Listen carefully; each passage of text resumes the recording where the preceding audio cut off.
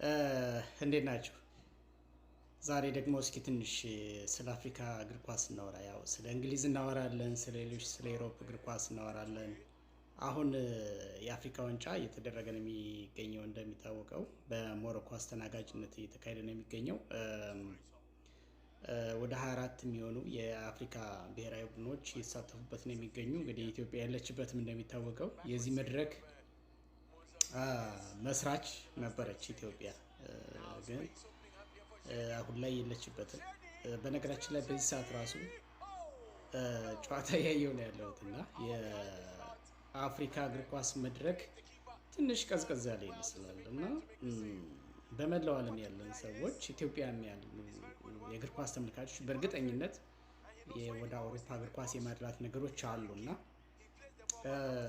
የአፍሪካ ዋንጫ እኔ በበኩሌ በጣም ልዩ ትዝታ ነው ያለኝ። የአፍሪካ ዋንጫ በመጣ ቁጥር ልክ እንደ ዓለም ዋንጫ በጉጉት የምንጠብቀው እና የምናየው ነበረ። በአፍሪካ መድረክ ቀደም ባሉት ጊዜያቶች በተለይ እነዚህ የምዕራብ አፍሪካ አካባቢ ሀገራት ሀያል እየሆኑ የመጡበት ዘመን ላይ ነው። እንግዲህ የኛ ዘመን የኢትዮጵያ ተሳትፎና መስራችነት ቆየት ያለ ነው። እንግዲህ ከ1957 በፈረንጆች ዘመን አቆጣጠር ከዛ ጀምሮ የነበረ መስራችነትና የመድረኩ መሪ ተዋናይነት ነው። በታሪክ ነው የሚነሳው። እንግዲህ ኢትዮጵያም የአፍሪካ ዋንጫን በታሪክ አንስታ ታውቃለች። የዛሬን አያድርገውና ድምፁን ትንሽ ልቀንሰው ብዬ ነው። ጨዋታው ተጠናቀቀ። በነገራችን ላይ ከምድብ 6 ሞዛምቢክ ከአይቨሪ ኮስት ወይም ደግሞ ኮትዲቫር የተደረገ ጨዋታ ነበረ። ይሄ ጨዋታ በአማድ ዲያሎ ባስቆጠራት አንድ ብቸኛ ጎል አይቨሪ ኮስት ሞዛምቢክን አሸንፎ እየወጣ ነው። አሁን ይህን እያወራው ባለበት ሰዓት እያየሁት ያለሁት በጣም ጥሩ እንቅስቃሴ ነው የሚደረገው። እውነት ለመናገር አውሮፓ ላይ ከምናያቸው የኳስ እንቅስቃሴዎች ያልተለየ ወይም ያልተናነሰ ነገር ነው እየተመለከትን ያለ ነው በአፍሪካ ዋንጫ። በአጠቃላይ ግን እንግዲህ ቀደም ብዬ እንደነገርኳችሁ የአፍሪካ የእግር ኳስ ታሪካዊ ሂደትን ለማውራት ሳይሆን አሁን አጠቃላይ የአፍሪካ ዋንጫ ውድድሮች እየተደረጉ ያለበትን ሁኔታ ለመጠቆም እና ምናልባትም ትንሽ መረጃ ከዚህም በኋላ እንግዲህ በአውሮፓ እግር ኳስ ጣልቃ አንዳንድ ነገሮችን ጨዋታ የማየት እድል ባገኘሁበት አጋጣሚ ሁሉ እንግዲህ ሼር ለማድረግ እሞክራለሁ። እንግዲህ እስካሁን ባለፈው እሁድ ነው እንደምናውቀው በይፋ በፈረንጅ ዘመን ቀመር ዲሰምበር 21 ነው የተጀመረው ይሄ ውድድር። እንግዲህ እስከ ፊታችን ጃንዋሪ 18 2026 ድረስ የሚቀጥል ነው የሚሆነው ይሄ ውድድር። ቀደም ብዬ እንደነገርኳቸው ወደ 24 ሀገራት ይሳተፉበታል። ኢትዮጵያ በዚህ ለመሳተፍ እድል አላገኘችም፣ ማለፍ አልቻለችም፣ ኳሊፋይ ማድረግ አልቻለችም። ለመሳተፍ እንኳን በመሰረተችበት ከዚህ በፊት ዋንጫ ባነሳችበት መድረክ ለመሳተፍ እንኳን እድሉን አላገኘችም። በዚሁ አጋጣሚ እሱን ለመጥቀስ ነው። ግን ይሄ ውድድር ያው ጥሩ ይመስላል። ሞሮኮ ሰሜን አፍሪካዊቷ ሀገር ሞሮኮ ናት እያስተናገደችው የምትገኘው። እስካሁን ገና 10 ያህል ጨዋታዎች ናቸው የተደረጉት። ከተጀመረም በጣም ጥቂት ቀናት ነው።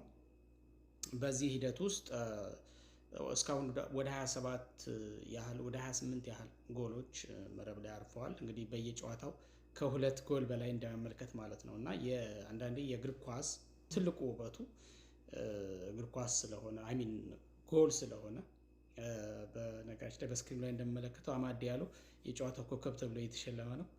ይገባዋል። ጥሩ እንቅስቃሴ ነበር ያደረገው የማንቸስተር ዩናይትድ የፊት መስመር አጥቂ አማድ ዲያሎ ለአይቮሪ ኮስት ብሔራዊ ቡድን እየተጫወተ ነው የሚገኘው። የማሸነፊያዋና ብቸኛዋን ጎል የሚያስቆጥረው እሱ ነው።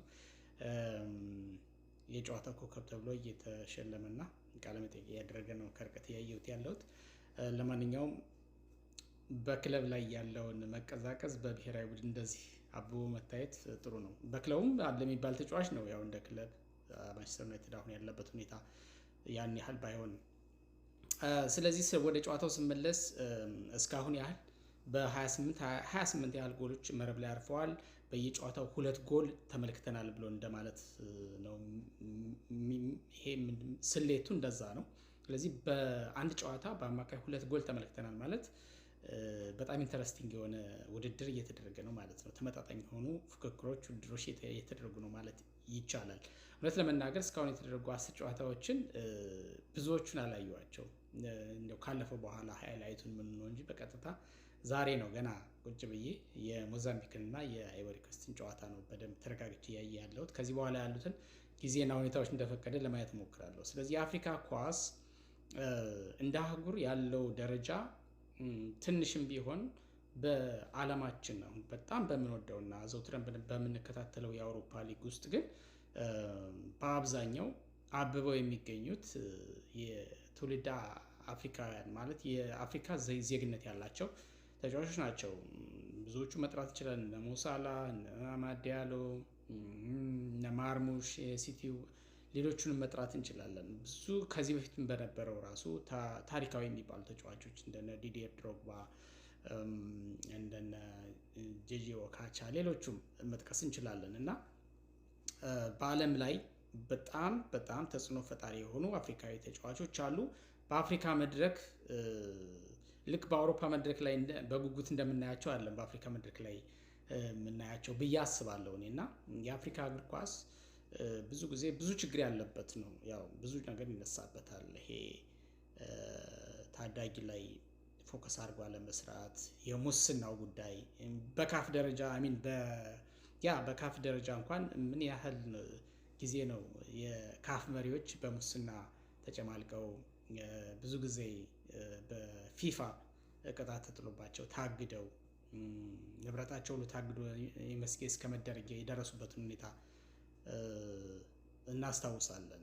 እና አህመድ እና ሌሎቹም ብዙዎቹን መጥቀስ እንችላለን። እና የአፍሪካ ያለውን ፖቴንሻል ኤሪያ ይሉታል በተለይ በእግር ኳስ በየትኛውም ስፖርት ግን ይሄ አስተዳደራዊ የብልሹነቱ እግር ኳሱን ትንሽ ወደ ኋላ የመለሰ ይመስላል። እና አንዳንዴ የራስን ትቶ የሌላ እንደሚባለው ነገር የአውሮፓን እግር ኳስ መናቄ ሳይሆን ለአፍሪካ ውድድሮች የምንሰጠው ትኩረት እኛም እግር ኳስ አፍቃሪ ነን የምንለው ውስንነት እንዳለብን ይሰማኛል። በአጠቃላይ ግን እንግዲህ በዚህ ውድድር እስካሁን ድረስ ገና ከተጀመረ 10 ጨዋታ ያስተናገደ ውድድር ነው። በቀጣይ ግን እየደመቀ ይሄ የምድብ ጨዋታዎች እያለፉ ወደ ጥሎ ማለፍ ወደ ሌሎች ስቴጆች ከፍ እያለ ሲሄድ የተመልካቹን ቁጥር ከፍ እያለ ሊሄድ ይችላል ብዬ አስባለሁ። እስካሁን ድረስ ባለው ሂደት በተሰራው ስታቲስቲካል መረጃ መሰረት በየጨዋታው ከ160 ሺህ በላይ ተመልካች በየስቴዲየሙ ገብቶ ተመልክቶታል ጨዋታውን ተብሎ ይገመታል። እንግዲህ የወጣው መረጃ ዳታው እንደዛ ነው የሚያሳየው እና ይሄ ቀላል ቁጥር አይደለም። እንግዲህ በየቤት ሆኖ በቲቪ መስኮት የሚያይ በቀጥታ ስቴዲየም ገብቶ ማየት የማይችል ብዙ በርካታ ተመልካች ይኖራል እና በአጠቃላይ እዚህ የተቀመጠው ቁጥር ቀላል አይደለም። ይህን ጨዋታ የሚመለከተው የሰው ቁጥር ቀላል አይደለም። የእግር ኳስ አፍቃሪያን ቁጥር ብሎ ማለት ነው የሚቻለው። እና እንግዲህ የአፍሪካ ዋንጫ እስካሁን ድረስ ምንም አይነት ነገር አላልኩም በአፍሪካ ዋንጫ ዙሪያ እና ትንሽ እንትን ለማለት ያህል ነው። ከዚህ በኋላ ውድድሩ እየጠነከረ ይበልጥ ወደዚህ ወደ ከምድብ ጨዋታዎች ወጥቶ ወደ ጥሎ ማለፍ ጨዋታዎች ወደ ሩብ ፍጻሜ ወደ ግማሽ ፍጻሜ እና እስከ ፍጻሜ ድረስ ባሉት ስቴጆች ጨዋታ ይበለጠ የሳቢ የሆነ እያማረ የፉክክሩ መጠንም እያደገ የተመልካቾች ቁጥር ጨዋታውን የማየት ጉጉትን በዛው ልክ ከፍ እያለ እንደሚሄድ ገምታለሁኝ። እኔም አንድ እግር ኳስን እንደሚወድ ሰውና በእግር ኳሳዊ ሂደት ወይም ደግሞ በስፖርታዊ መረጃዎችን ለመስጠት እንደሚሞክር አንድ የመረጃ ባለሙያ እሱን ጨዋታ እየተከታተልኩ በአውሮፓ እግር ኳስ መሀል ጣልቃም ቢሆን የተወሰኑ ነገሮችን ጣል ለማድረግ እንሞክራለን። እውነት ለመናገር የአውሮፓ እግር ኳስን በማስቀደም ብቻ ሳይሆን ያው የህይወት ሩጫውም አለ፣ ጊዜውም ጉዳይ አለ። እግር ኳስን ቁጭ ብሎ ተረጋግቶ 90 ደቂቃ መመልከት ስለሚጠይቅ እሱም ራሱን የቻለ ተጽዕኖ አለው። ለማንኛውም ግን የአፍሪካ እግር ኳስ እኔ በበኩሌ ብዙ ትዝታ ያለኝ በጣም የአፍሪካ ዋንጫ በመጣ ቁጥር በጣም በጉጉት የምጠብቀውና የምመለከተው ውድድር ነበረ። አሁንም በጥሩ ሁኔታ ጀምሮ እየተካሄደ ነው የሚገኘው። ምናልባትም ከዚህ በላይ እየደመቀ እያማረ እንደሚሄድ ተስፋ አድርጋለሁ። ብዙ ከዋክብቶችን እንመለከታለን፣ ጎልተው ይወጣሉ፣ በጣም ሻይን ያደርጋሉ እና በክለቦችም የመፈለግ እድላቸው በዛ ልክ ከፍ ይላል ብዬ እገምታለሁኝ። እንግዲህ ኢትዮጵያም አንድ ቀን ምናልባት በዚህ መድረክ ተመልሳ ልናያት እንችላለን ከፍ ብላ። ይመቻችሁ። የአፍሪካን እግር ኳስ እያያችሁ ያላችሁ ሁሉ